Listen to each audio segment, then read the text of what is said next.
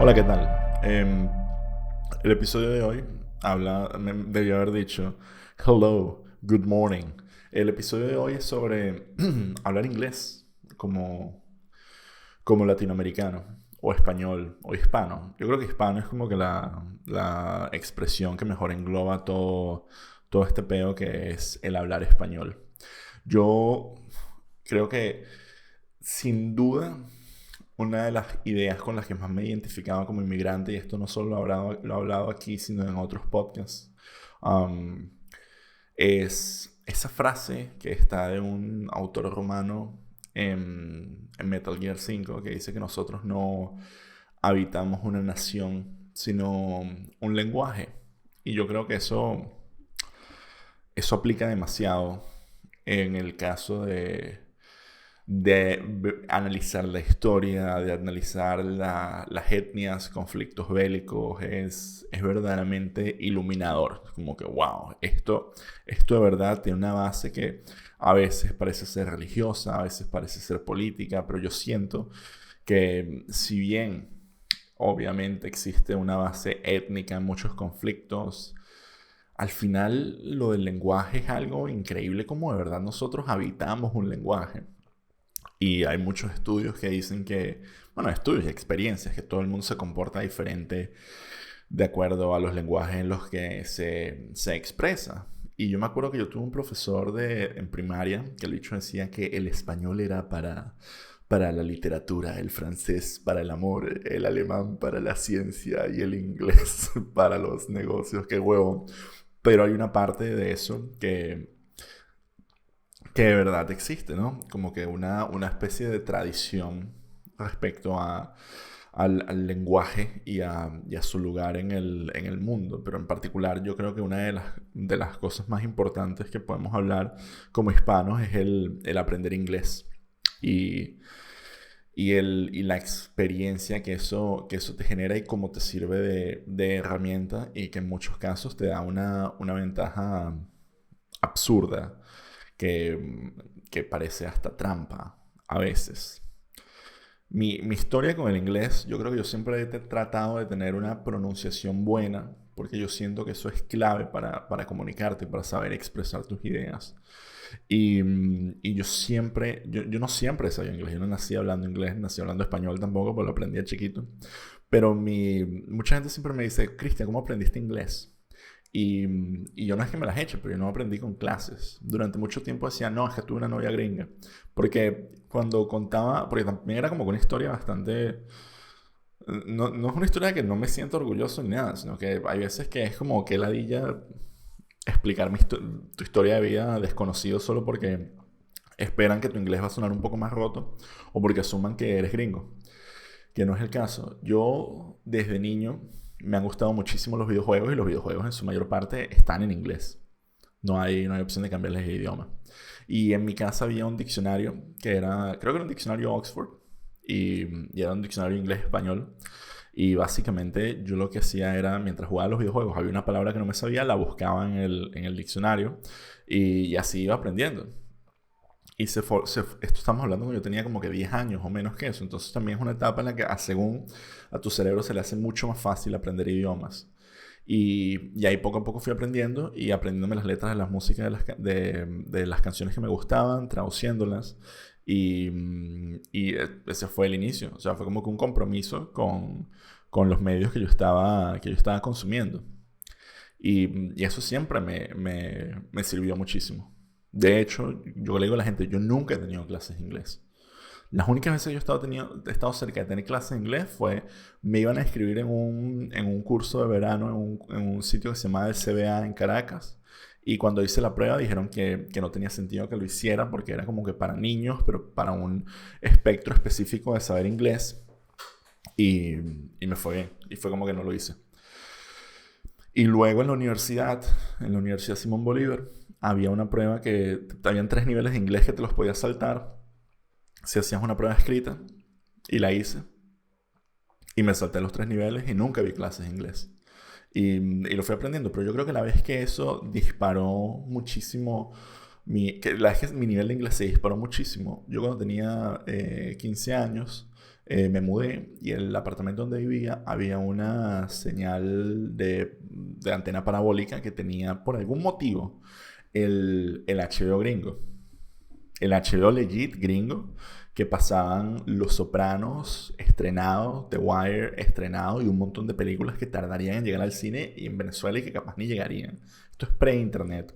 Y la única manera de yo ver esto era en inglés. Y el televisor tenía closed caption. Entonces tenía los subtítulos, pero los subtítulos estaban en inglés.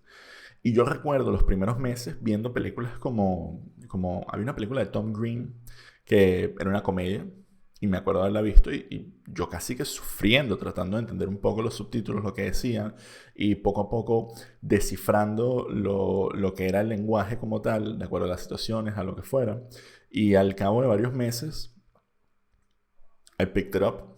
Como que lo entendía. De verdad lo entendía y estaba viendo cosas maduras como Fight Club. ¿Qué más pasé? The Truman Show, me acuerdo que fueron películas que las vi gracias a que estaban ahí. Todos Los Sopranos, The Wire, Oz, cosas que definitivamente capaz un niño de 15 años tendría que estar viendo, pero wow, increíble. Y en particular eran cosas que me gustaban muchísimo más que cualquier mierda que estuviera en televisión nacional, por supuesto. Y también era el lenguaje original y ahí fue creo que un momento donde más despegó mi capacidad de hablar inglés. Antes de eso sí, yo veía muchas películas que tenían los subtítulos en español, pero al tener la película en inglés y los subtítulos en inglés, fue casi que aprender el idioma. Y, y de ahí siempre trabajar la pronunciación. Es algo que hice durante mucho tiempo y que eventualmente se volvió completamente natural. Y bueno, I speak English. That's the story.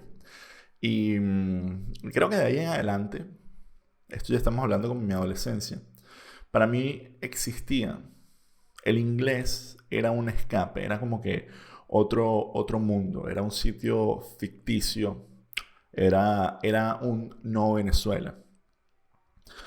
Y no voy a mentir, yo sentía una especie no de desprecio al español, pero sí era como que yo buscaba sentirme más cómodo, yo buscaba como que emigrar lingüísticamente cuando era un adolescente.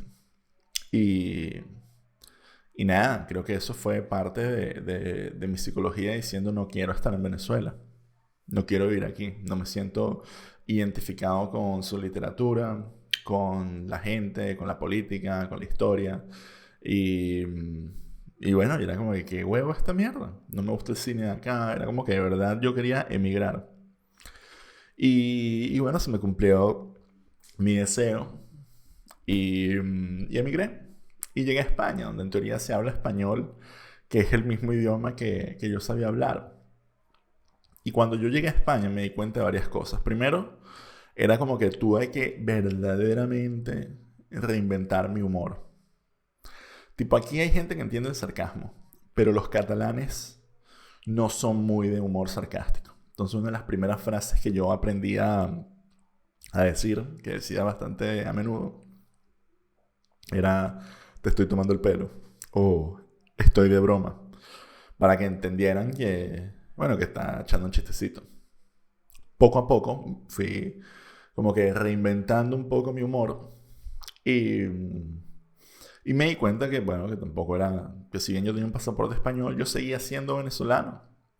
Y hay una parte de mí que cuando me explicaba en este acento del shit campeador, cuando trataba de comunicarme, tratando de ocultar mi acento, que lo hice muy poco, pero algunas veces lo hacía, me sentía atado a expresiones que no sentía que fueran las que me nacían en el español. Cosa que no pasa en inglés. Yo cuando hablo inglés siento que me puedo expresar igual de bien, pero obviamente hay como que una carga, creo que... A mí hay gente que me ha dicho que cuando me escuchan hablar piensan que soy como de californiano. Me imagino porque de ahí es donde hay picked up como que la base de mi inglés, de Hollywood.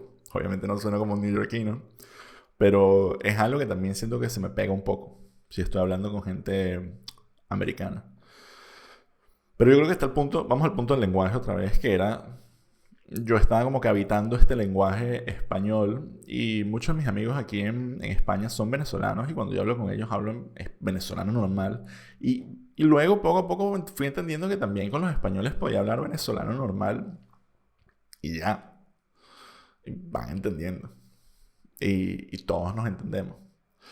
Pero a nivel de las cosas que yo iba creando, escribía mucho en inglés, hacía guiones en inglés, hacía cosas en inglés y y había una parte de mí, tuve un momento que tuve un canal de YouTube en inglés, pero una parte de mí, y trabajo en inglés, o sea, de hecho yo hoy en día trabajo en Twitter y todas mis comunicaciones son en inglés. O sea, mi vida, 8 horas al día son en inglés completamente, más los libros que sigo leyendo. Pero yo creo que fue hace 4 o 5 años que no siento que es que tuve una crisis de identidad, pero me di cuenta que gran parte del problema, porque no hay más cosas en español, es porque gente como yo no está haciendo. Ojo, cuando digo gente como yo, no es como que Christian Querol iba a resolver el problema de que la gente se siente huérfana cuando busca contenido en inglés, pero en español.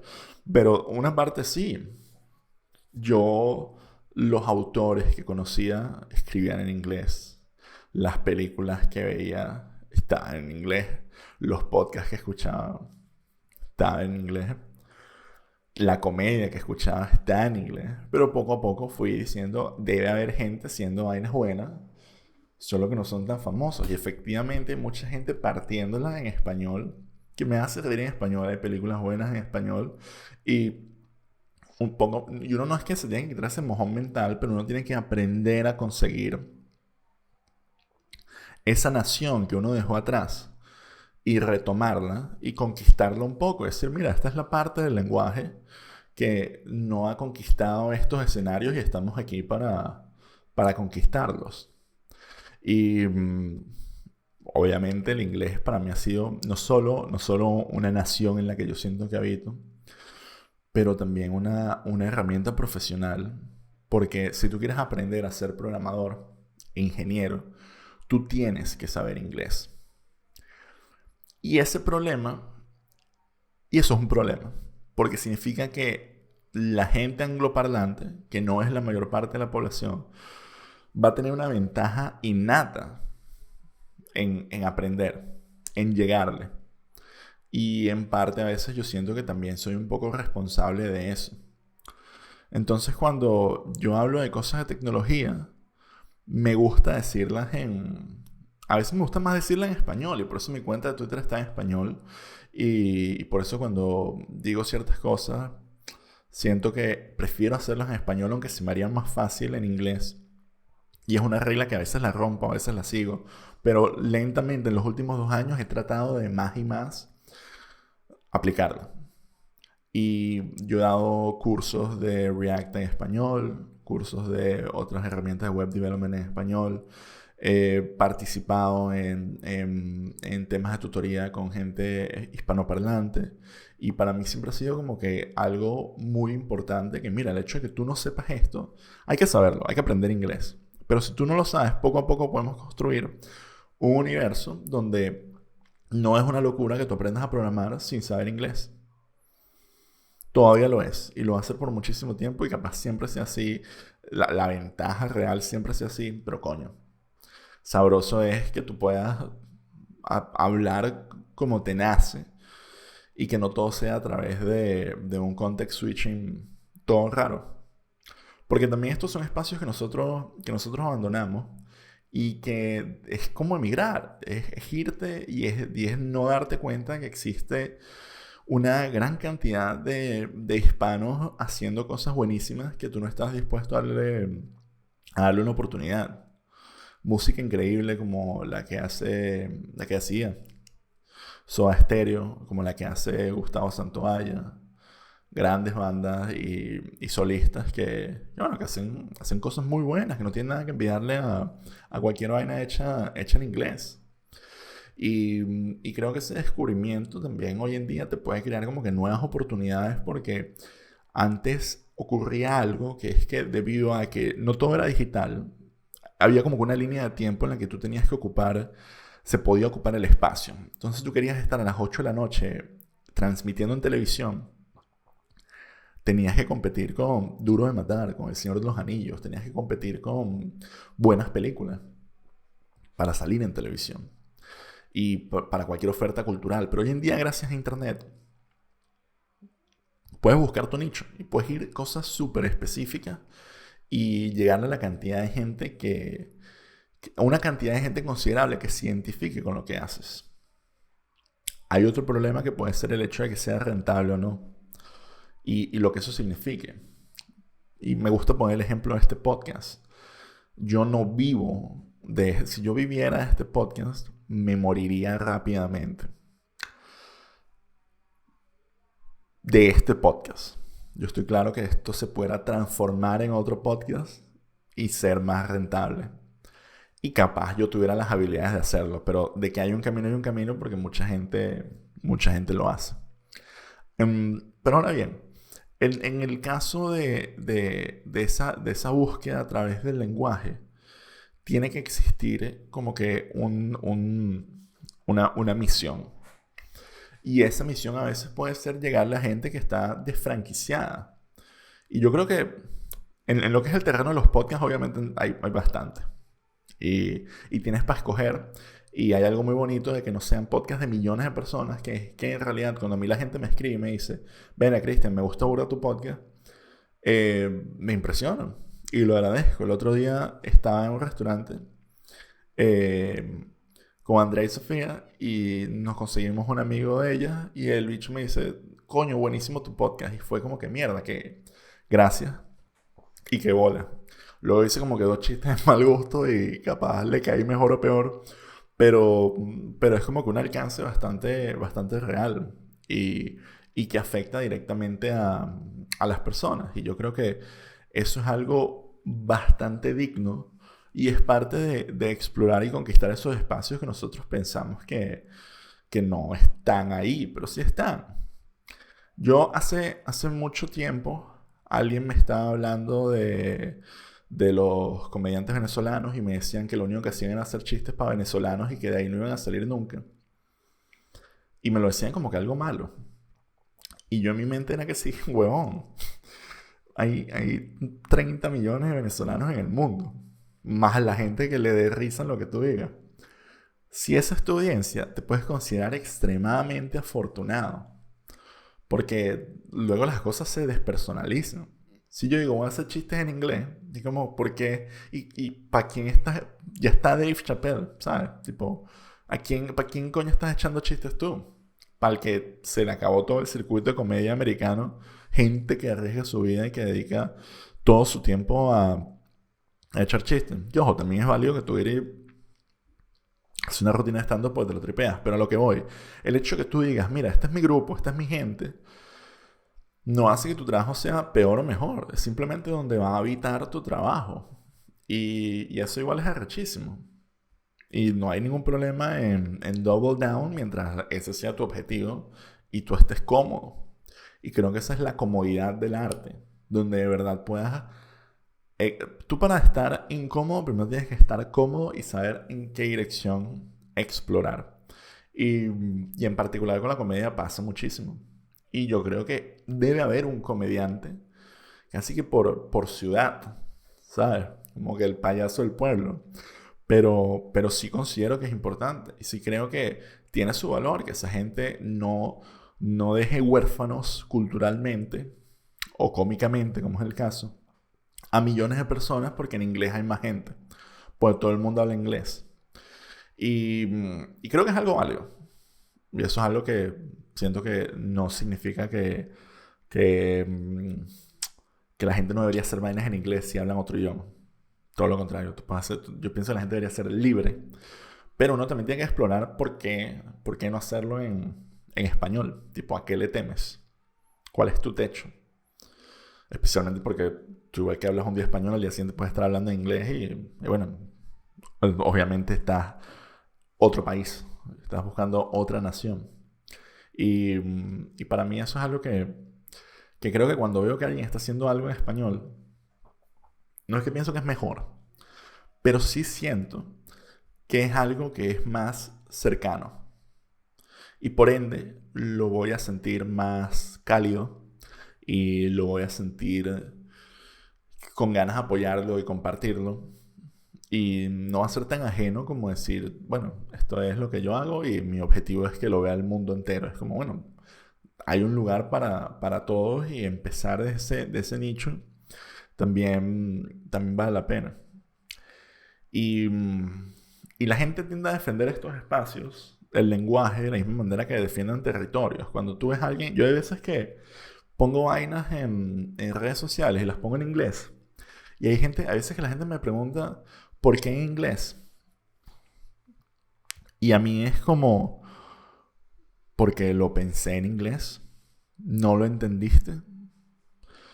Y entiendo, al menos yo decido interpretarlo como que eso es que están perdiendo una parte de su territorio. Es como, coño, Christian se está alejando de mí lingüísticamente, pero casi que territorialmente. Y eso es como, qué bolas, ¿no? O sea, pues pasa mucho. Y me pasa con amigos y tal. Puedes poner esto en inglés. Y es que sí, o qué hice, está en inglés. A veces que, y es joda, obviamente. A veces es como que una meta joda de, de burlarse de esa gente. De preguntarse qué hice, está en inglés. Y, y es, pues, bueno, obviamente eso ya es como que la dinámica de la parodia y de la comedia. Pero yo entiendo perfectamente por qué la gente hace eso. Y hay libros enteros que yo he escrito en inglés que no he publicado porque, marico, está en inglés, ¿sabes? Tipo, ¿qué coño? Que tendría que buscar una editorial en inglés, editarlos en inglés, soltarlos a una audiencia que tengo que no habla inglés. Y es como, ¿y por qué coño alguien va a leer un libro que escribí cuando tenía 21 años? Que está en inglés. Si lo quieren leer, les puedo pasar no, mentira, no les voy a pasar manuscrito ni de vaina. Pero el punto es que yo he hecho cosas que están en inglés y que tampoco siento la necesidad de soltarlas porque no hay quien las vaya a leer. Y, y eso como ejercicio no está mal. Está ahí, al final cada quien explora el país o la nación en la que quieran habitar con su lengua. Pero esa situación de defensa a veces también llega a ser un poco tóxica. Y de nuevo, se presentan situaciones que a veces son aporofóbicas, es que se dice cuando le tienes miedo a los pobres, porque a última medida a veces hay gente que odia a las personas que no hablan inglés porque, bueno, pues piensan que son pobres y que son unos huevones. Y también lo contrario, xenofobia en el sentido de este lenguaje nos está conquistando. Que, que es un buen thought experiment. Puede ser el lenguaje un mecanismo, uno de los brazos de la conquista cultural. Yo creo que sí. Pero particularmente en el caso del inglés se ha vuelto tan universal que yo siento que ya no le pertenece a nadie. Y, y la mayoría de mis amigos gringos e ingleses, ellos están muy conscientes de ese privilegio de ellos nunca haber tenido que aprender nada para, para ser expertos en tecnología, mientras que el resto de los mortales tuvimos que aprender con diccionario en mano y jugando la leyenda de Zelda para poder terminar el maldito juego porque no estaba en español. Y ellos no tuvieron que pasar por eso. Para pensar, señores. Pero sí, creo que ese es como que mi mayor punto al respecto de lo que es el ya haber nacido sabiendo inglés. Como decía el conde del Watch, ¿no? Como que nacen hablando inglés, pero no tienen los subtítulos en la barriga. Ese privilegio que tiene tanta gente. Y poco a poco estamos viendo que muchos niños están siendo criados como con un segundo lenguaje. Yo, uno de mis mejores amigos, Don y Vanessa, ellos crían a sus hijos hablándoles, él le habla en inglés y la mamá les habla en español. Y bueno, ahí va. La chama de inglés, no mejor que yo. Un abrazo para Ainara. Pero es parte de ese crecimiento cultural que estamos viendo. Y yo creo que esta es la parte interesante de este cambio. Que en última medida, al haber esta facilidad de niños que hablan múltiples idiomas, yo también creo que van a habitar múltiples naciones y van a, por ende, experimentar múltiples culturas y generar una empatía que antes era impensable. Porque el poder hablar un lenguaje te acerca a la experiencia de millones de personas. De la misma manera que te acerca el no hablarlo a la experiencia de millones de personas que no tuvieron la suerte de poder aprenderlo. Tipo, yo nunca voy a saber lo que se sintió emigrar a Estados Unidos siendo un español o un italiano y no hablar inglés. Yo nunca voy a tener ese sentimiento. Así tal cual como ellos, ni de vaina. Ni de vaina. En el peor de los casos hasta tiene Google Translate, tienes Duolingo, hay formas de aprender el idioma mucho antes de mudarte a un país. El mundo ha cambiado tanto que el hablar un idioma se ha vuelto una decisión. Y de alguna manera eso significa que el hablar un idioma se ha vuelto, el ser ciudadano de un país se ha vuelto un acto voluntario, individual. Tipo, yo puedo decidir hablar alemán de una forma tan bien enunciada y tan buena que los alemanes me asuman que soy alemán.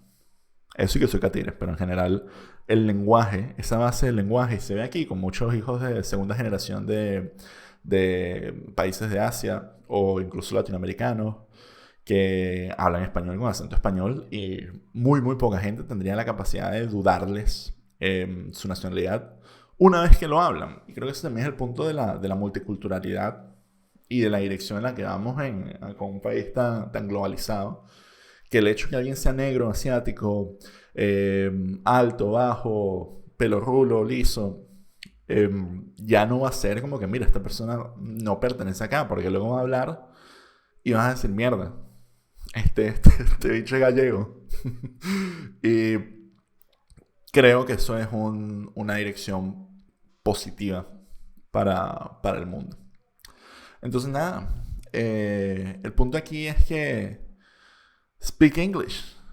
You can, and you should. Talk Washington too.